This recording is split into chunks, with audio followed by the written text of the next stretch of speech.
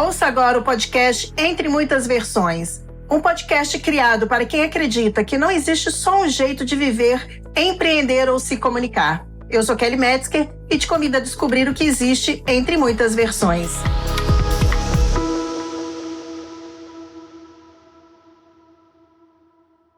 Seja muito bem-vindo, seja muito bem-vinda a mais um episódio do podcast Entre Muitas Versões.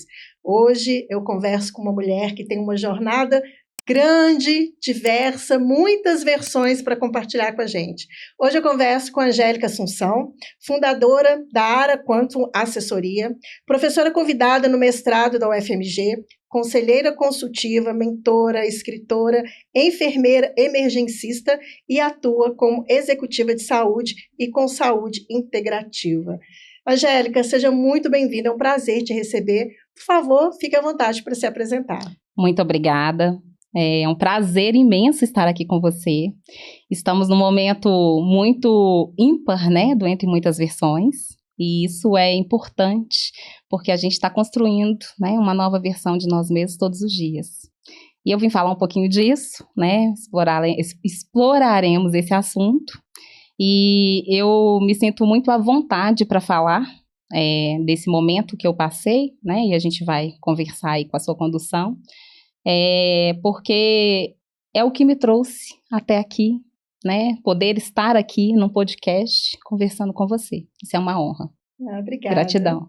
Você ilustra bem o que é o nome, né, do podcast, esse espaço que é da jornada, da gente honrar a nossa história. Você que começou a trabalhar com 14 anos mesmo, né? Exato. Então eu queria que você começasse compartilhando o que daquela menina, 14 anos, eu também comecei com essa idade, mas o que daquela menina foi importante para essa mulher que está aqui hoje? O que ficou? Quais foram as mudanças? Como que você olha para trás e para o agora e vê essa sua jornada profissional? Sim, comecei com 14 anos e isso para mim foi um diferencial no que eu vivo hoje e no que eu apresento para o mercado. Porque eu comecei com a vontade de vencer desafios. Né, desafios inúmeros familiares, desafios de onde eu vinha, da origem, e isso tudo trouxe, né, muito do que eu vivo hoje. Então eu comecei a trilhar esse caminho com 14 anos, aproveitando bem todas as oportunidades que vieram, porque é muito importante que saibamos aproveitar as oportunidades. Elas são dadas e muitas vezes não enxergamos, né? Então isso fez o diferencial e hoje na Ara Quantum Assessoria eu trago como lema que é transformar a complexidade em oportunidade. Aproveitar as oportunidades, mas construir também, né? Sim. Pelo que a gente conversou um pouquinho nos bastidores, você também colocou ali as pedras, né? Construiu essa caminhada. A área de saúde foi a primeira opção? Como que você fez essa escolha? Por quê? O que te levou para essa escolha profissional? Sempre fui uma pessoa que gostava muito de cuidado, né? Eu sempre gostava de biologia, me identificava muito, gostava muito de estar ali com as pessoas que estavam doentes e conversar com elas. Só que não foi a minha primeira opção. A minha primeira opção foi direito, porque é uma outra área que eu também me identifico muito. Até pelo gene um pouco mais forte, né? Eu tenho essa genialidade, assim, em termos de comportamento mesmo e temperamento, eu gostaria muito de fazer direito também. E aí eu fiquei na dúvida entre as duas áreas. Mas o que me levou para a área da saúde foi porque eu me formei com 14 anos como menor aprendiz na Cruz Vermelha. Antiga Cruz Vermelha. Já começou ali. Então, eu me formei na Cruz Vermelha, eu já tive um contato que a Cruz Vermelha ela tem um viés muito voltado, né, humanitário e saúde. E como eu fui uma das primeiras colocadas da turma, eles me deram a opção de escolher 3 empresas com as quais eu gostaria de trabalhar como office girl na época. E uma delas era da área da saúde, dentro da UFMG. Então, isso brilhou os meus olhos. E aí eu decidi realmente que eu ia para a área da saúde e que eu me formaria futuramente na área da saúde. Eu tinha já essa vontade de estar ali cuidando de pessoas, então a enfermagem para mim foi o caminho. E eu fiz a faculdade trabalhando dentro da UFMG, no plano de saúde dos servidores da universidade, que é a CASU. E de lá eu me formei, né, e aí eu já saí com 25 anos, trabalhei por 11 anos na mesma empresa, saí com 25, para ir realmente desbravar o mundo da área da saúde e conseguir ter a experiência necessária. E aí eu caí num pronto atendimento. E aí, novamente, veio o desafio, né? Porque quando a gente está na faculdade, a gente tem muita teoria. A prática acontece? Sim, mas ela não é igual à prática de quando você está formado. Então, eu me vi no desafio de formada, recém-formada enfermeira, tendo que liderar uma equipe de técnicos de enfermagem com muito mais experiência que eu, do ponto de vista prático, lidando com médicos que já têm um comportamento, né, em sua grande maioria, um pouco mais dificultoso, para que seja, né, o trabalho flua bem, e cair num pronto atendimento. Do lado de um aglomerado, um pronto atendimento muito violento, onde a gente tinha que, literalmente, se virar nos 30. E isso tudo aconteceu em meio a um momento que eu estava passando a morte do meu pai. Então, eu me vi desafiada emocionalmente, do ponto de vista familiar, formada no que eu queria, trabalhando num pronto atendimento que o desafio era gigantesco. Eu nunca tinha atendido um baleado na minha vida, e o meu primeiro plantão foi assim. Então, de cara, eu fui jogada no fogo. Ou eu sobrevivia ou eu saía. E eu escolhi sobreviver. E aí eu passei depois a viver, porque realmente eu abracei a assistência, que é uma coisa que eu amo, né? Deixei por motivos pessoais, mas eu gosto muito de cuidar das pessoas. Então eu abracei a assistência literalmente. Por isso que eu quis frisar que você aproveitou as oportunidades, mas também construiu, porque para uma jovem, né, começando carreira, cair no pronto atendimento, a pressão dos liderados, dos líderes, do atendimento, como você falou, né, atender ali as pessoas em estado gravíssimo. O que foi o seu suporte? Aonde que você se apoiou para ter um emocional para dar conta disso e conseguir desenhar aí onde que você iria chegar? A fé é um dos primeiros apoios. Eu nunca deixei, né, o meu lado espiritual e Deus, mas terreno, a minha mãe. A minha mãe, ela foi e é fundamental, porque a minha mãe sempre foi uma pedra angular mesmo, sabe, familiar. E a minha mãe, ela tem uma história de vida muito, muito complexa, e ela conseguiu vencer muitos desafios. Então, essa história de vida da minha mãe sempre me inspirou, e ela sempre me impulsionou. Então, numa das primeiras vezes que eu cheguei em casa, assim, um pouco, titubeando um pouquinho em relação ao plantão, a primeira coisa que ela falou comigo: você formou? Você dá conta? E eu fui, e eu falei, vou dar conta. E isso foi me dando força, e aí a gente vai aprendendo, a gente vai se capacitando, porque é importantíssimo se capacitar, né? A gente encontra hoje, do ponto de vista de saúde, uma saúde muito precária, né? Profissionalmente falando, profissionais, seja médico, enfermeiro ou técnico, que não são tão bem formados, mas eu sempre procurei me capacitar, então eu fui tendo mais segurança. E à medida que você vai se capacitando também em gestão de pessoas, porque eu era muito jovem e comecei a fazer gestão de pessoas, isso também trouxe para mim uma luz de que eu podia e eu era capaz, tanto que eu fiquei 10 anos nesse mesmo pronto atendimento. Então, eu fui lidando ali com a gestão de pessoas, a gestão dos técnicos, o relacionamento com os outros profissionais e consegui me encontrar. Então, eu passei a ser uma referência na área, passei a ser uma referência na UPA onde eu trabalhava. Então, todo mundo queria dar plantão comigo, eu era aquela pé frio, mas eu consegui vencer. E isso é construir realmente. Eu fui colocando uma pedrinha, outra, né? A gente não é perfeito, obviamente. Estamos nessa terra, né? E somos todos imperfeitos. Mas dentro do que eu conseguia fazer na minha imperfeição, eu tentava fazer perfeito. E foi uma das coisas que me desgastou muito na área da saúde, por querer a perfeição, mas ao mesmo tempo ter que contar com os outros profissionais ou com a boa vontade governamental ou a falta de letramento em saúde das pessoas, né? Uma educação que não é dada para as pessoas. Então você enfrenta ali muitos desafios e isso mexe com o emocional. Eu tenho um emocional fortificado? Sim. Mas a gente é ser humano, a gente sente lá no fundo. Então, isso me fez sair da área da saúde diretamente. Eu continuo hoje indiretamente, que nós vamos falar um pouco sobre isso também.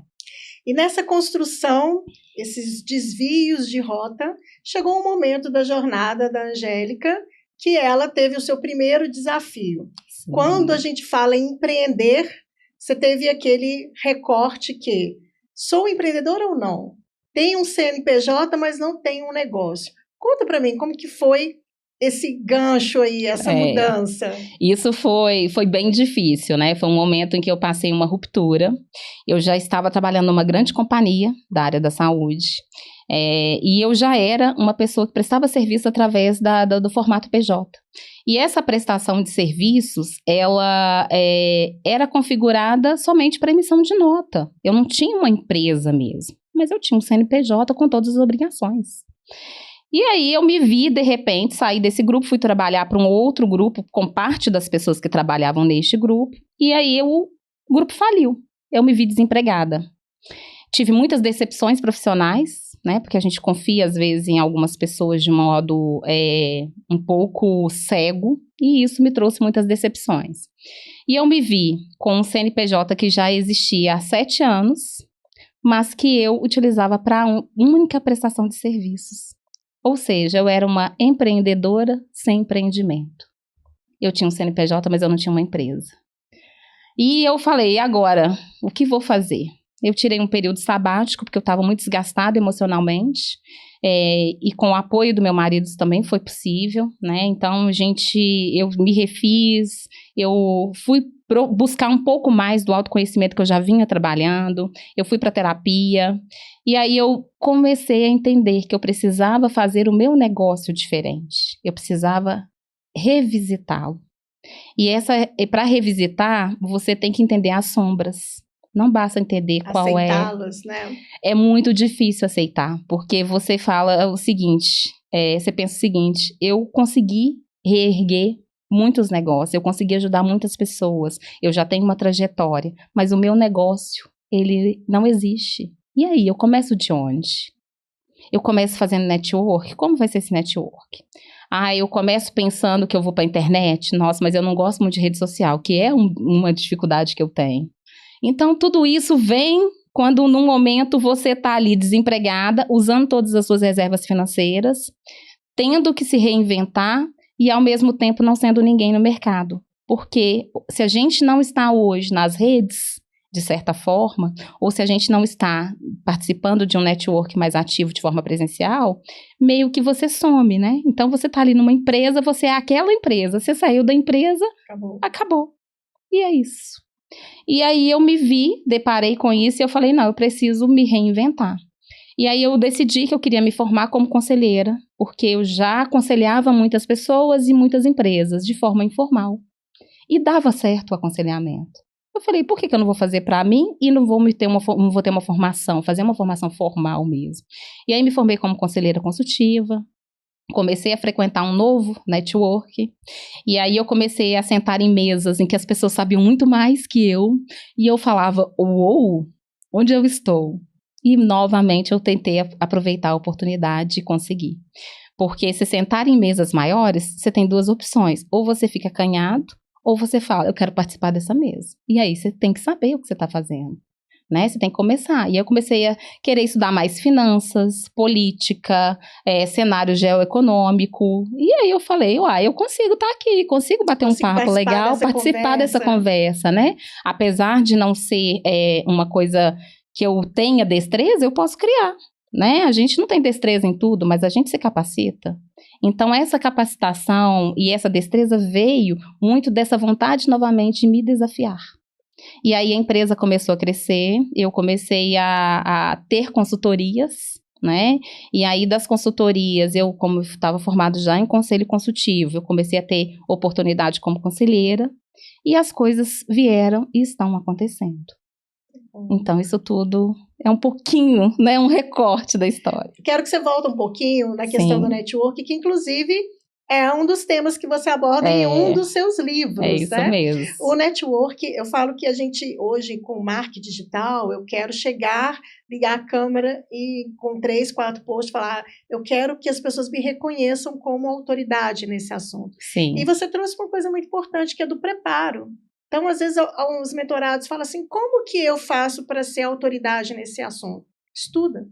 Se torne a autoridade. Mas como que as pessoas vão me reconhecer autoridade? Te ouvindo, Porque você vai validar esse conhecimento na hora que você fala sobre ele. Exato. E aí eu queria que você contasse um pouquinho como que foi essa sua estratégia do network, como que você usou isso como mais um degrau da sua escada. Sim, foi um momento muito lindo. Qual que é o livro?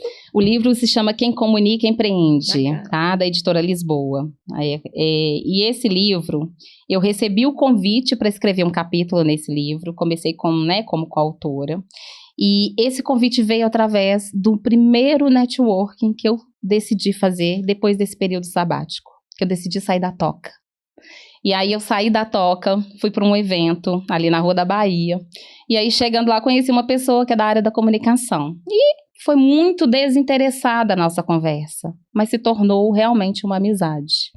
E ela já me indicou para projetos, né? E recebi, de repente, um WhatsApp de uma pessoa que eu não conhecia.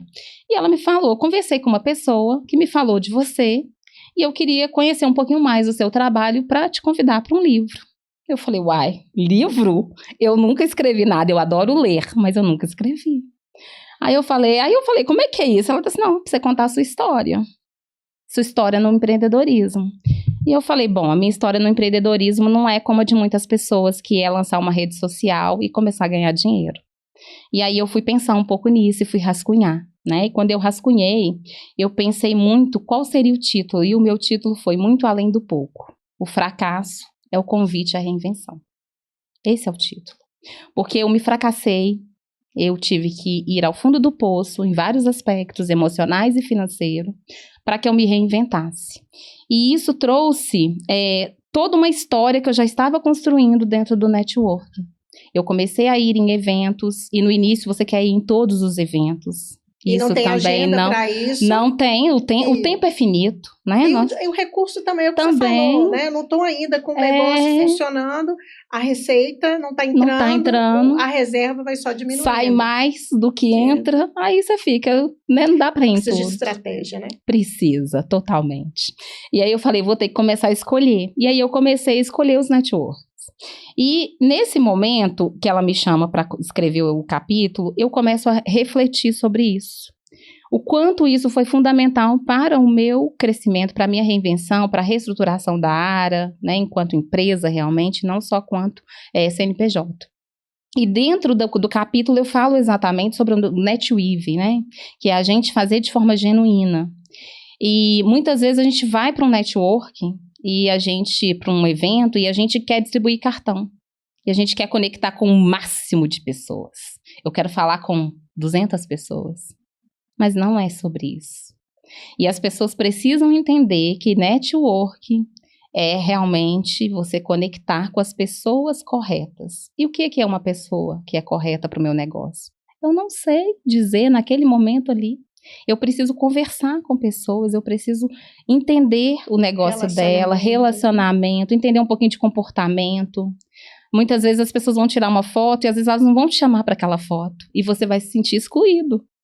Isso aconteceu comigo. E faz parte, né, Angélica? Totalmente. Você está trazendo pontos muito importantes, né? Você fala de um momento que ninguém te conhecia, você era a Angélica ali da empresa, de repente não estou mais vinculada àquela empresa, eu não sou ninguém.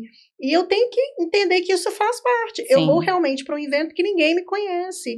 E aí que começa o trabalho de formiguinha que você fez, né? E aí você tem que entender que você vai uma vez, vai duas, vai três, até você falar assim, olha, eu já te vi aqui. A pessoa fala assim com você, te conheço, vamos bater um papo, vamos tomar um café. E aí você vai fazendo um outro networking também fora de evento, que é o de tomar um café, é de almoçar.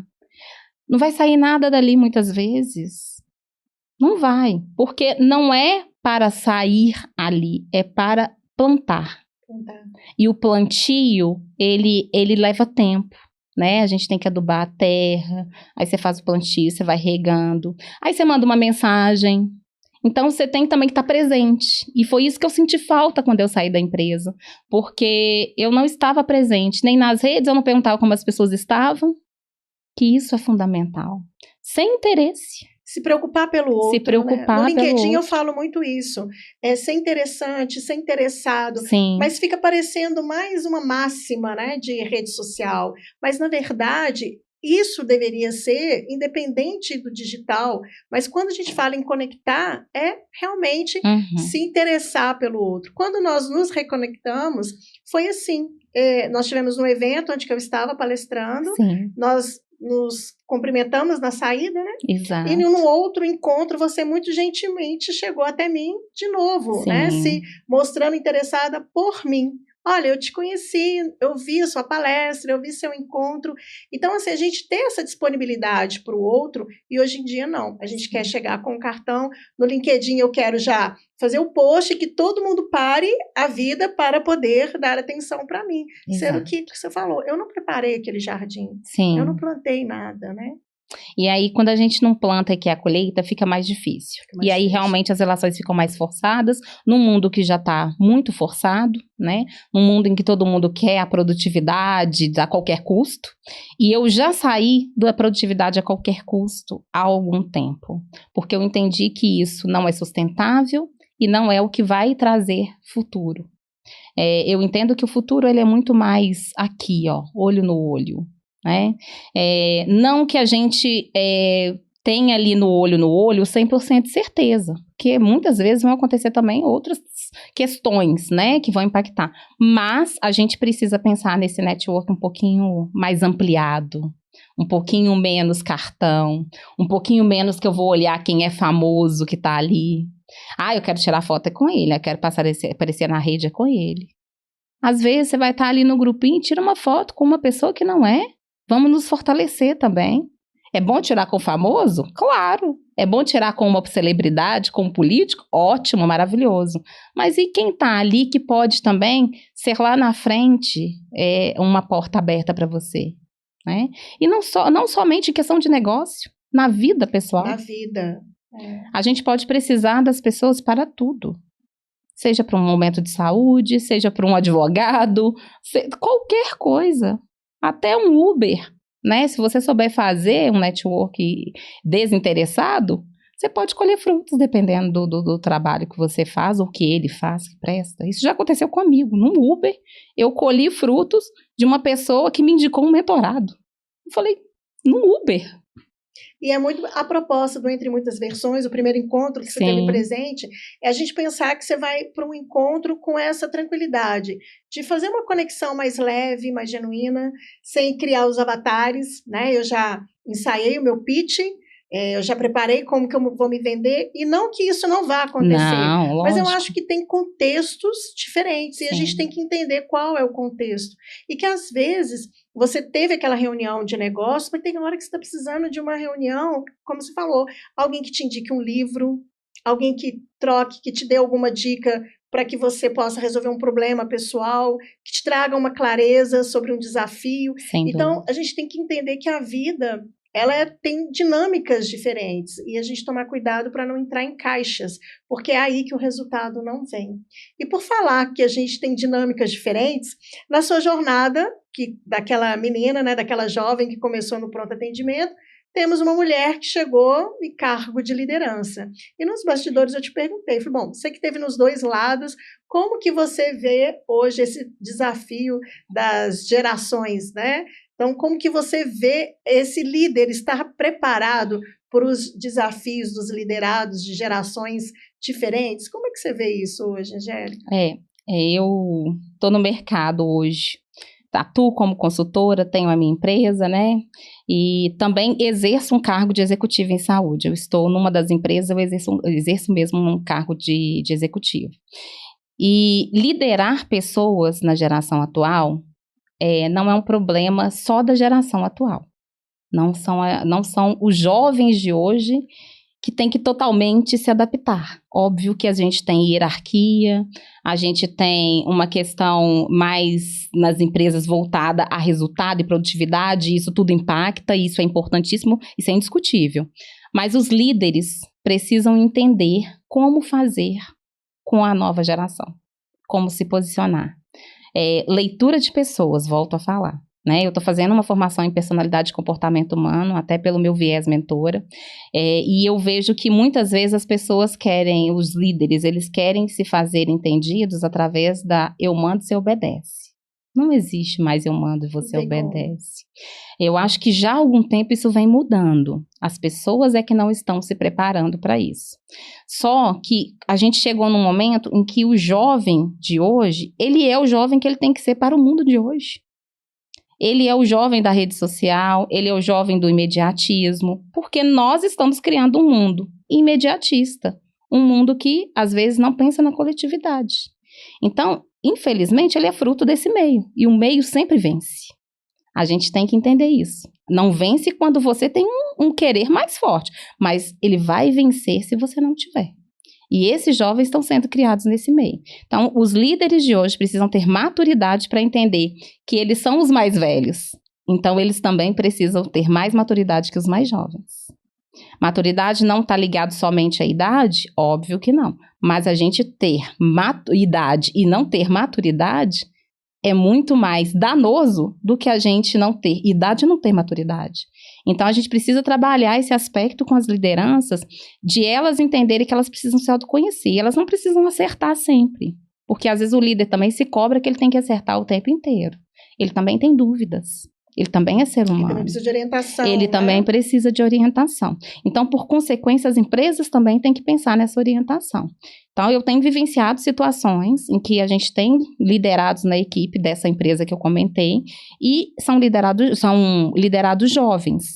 E são liderados que eles questionam. Eles não querem o gestor distante, eles querem o gestor próximo. Então, não adianta o gestor achar que, eu falei que era para fazer e está tudo entendido, que não é assim. O óbvio precisa ser dito. E principalmente para essa geração, que não aceita somente receber ordens. Então, a gente precisa ali estar o tempo todo trabalhando com essa geração de uma forma diferenciada. Mas a geração é difícil, não respeita a hierarquia, responde assim, responde assado. Sim, mas o que eu fiz com isso tudo? Eu só escutei e deixei? Então, eu aproveito os mínimos momentos para dar pequenos feedbacks. Eu gosto muito do feedback maior, né, a cada 3, 6 meses, mas os pequenos feedbacks, eles são importantíssimos. Então, numa contextualização assim rápida de uma parte prática, essa liderada, ela tem 23 anos e ela falou que ela queria uma folga, mas 5 minutos antes ela estava fazendo na empresa um motim por causa da folga. E aí eu cheguei, eu falei, tá tendo alguma coisa que tá acontecendo? E ela falou, não tá acontecendo nada não. Então eu falei, então beleza, então vamos resolver o seguinte problema, né? Então, aí sentei com ela e a gente foi resolver coisas do dia a dia. Aí, no final, ela falou comigo assim, eu queria tirar uma folga tal dia. Eu falei, mas vamos lá, vamos fazer uma análise. Você se daria essa folga se você fosse a sua chefe? Eu não me comportei bem. Então, a gente também tem que fazer eles pensarem. E não simplesmente chegar ali e impor. Então, o que eu entendo da liderança atual, né, e aí até uma coisa que eu trabalho no meu segundo livro, Liderança de Impacto. E nele a gente fala da criação de valor além do lucro, porque a gente tem que pensar além do lucro para que o lucro venha. Além do lucro, estamos falando de pessoas, estamos falando de processos. Então, a gente tem que pensar qual é o meu papel enquanto líder nesta empresa. E se eu não estou bem, eu preciso procurar ficar bem. Eu preciso me tratar, eu preciso de terapia, eu preciso de acompanhamento. E às vezes a gente também quer que a empresa faça pela gente aquilo que vai valer para a vida toda, né? E aí tem também a parte que nos compete. Qual é a responsabilidade que eu, quanto líder, tenho no meu processo de melhoria? Não adianta eu querer só que a empresa faça, né? Então, na liderança de impacto, eu falo da minha metodologia, que é o C4SMR, onde eu trabalho pilares fundamentais e que eu entendo que para a liderança eles são importantíssimos. A gente tem que pensar sempre que a gente tem que ser coerente. Isso é um dos Cs.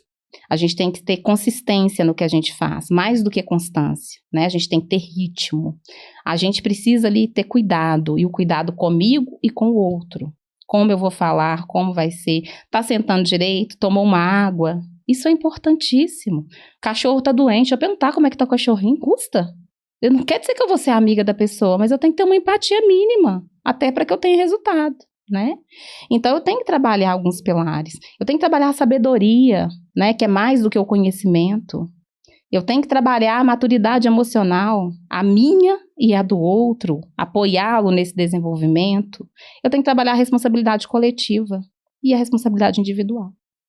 Isso tudo precisa realmente ter um olhar. Então, para a gente se formar como líder hoje, não basta a técnica. A gente tem que buscar um pouquinho mais que a técnica. Ah, tem que ser psicólogo? Óbvio que não. Mas eu preciso minimamente tentar entender de pessoas. A minha pessoa e os outros.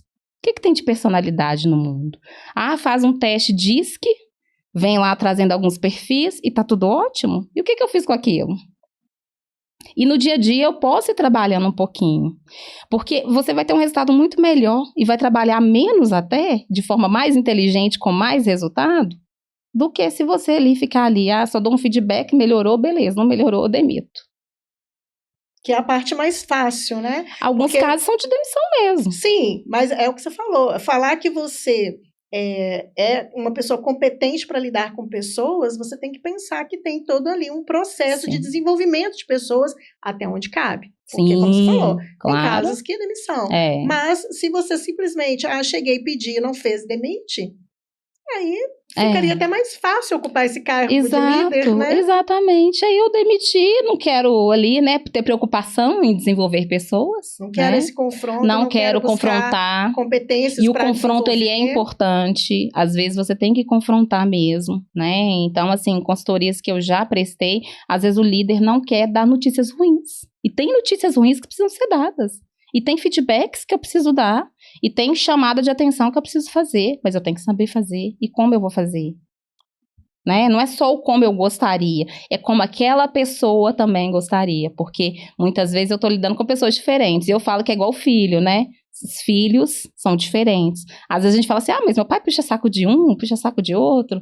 E às vezes não é isso, é porque são coisas distintas em termos de criação. Os valores são os mesmos, mas o tratamento às vezes realmente é diferente. As conexões, né? Como que eu me conecto com o outro, eu vou precisar de uma abordagem diferente. Angélica, eu ficaria aqui até o final do dia te ouvindo, que bacana, eu queria te agradecer imensamente novamente pela sua disponibilidade, pelo conhecimento que você compartilhou aqui com a gente hoje, e aí eu queria que você deixasse seu recado final, seu convite, como que as pessoas podem se conectar com essa consultora, com essa mentora, como que você pode levar todo esse conhecimento para a vida, para a carreira e para os negócios das pessoas que estão nos ouvindo. Bom, as pessoas podem me encontrar no Instagram, é angelicaassunção.oficial. No LinkedIn também, Angélica Assunção. E eu estou à disposição, né, para a gente bater um papo, conversar um pouco mais sobre isso. São assuntos extensos, são assuntos profundos. A gente não esgota, né, numa única conversa, poderíamos ficar aqui horas. E o recado que eu deixo, né, e que eu entendo é que todo mundo tem que trabalhar o autoconhecimento. Ele traz para a gente, o autoconhecimento, uma infinidade de possibilidades, porque aí você começa a se enxergar e ver quais são as suas sombras e quais são as suas luzes. O que você quer e o que você não quer. É isso. Deixamos aqui, então, nosso agradecimento para você que esteve aqui com a gente, participando de mais um episódio do Entre Muitas Versões, onde que a gente está sempre trazendo esse convite para repensar a nossa jornada e, principalmente, ressignificar. Obrigado, espero vocês na próxima. Esse foi mais um episódio do Entre Muitas Versões. Espero que o tema de hoje tenha te inspirado a viver o seu melhor em cada uma de suas versões. Te espero no próximo episódio.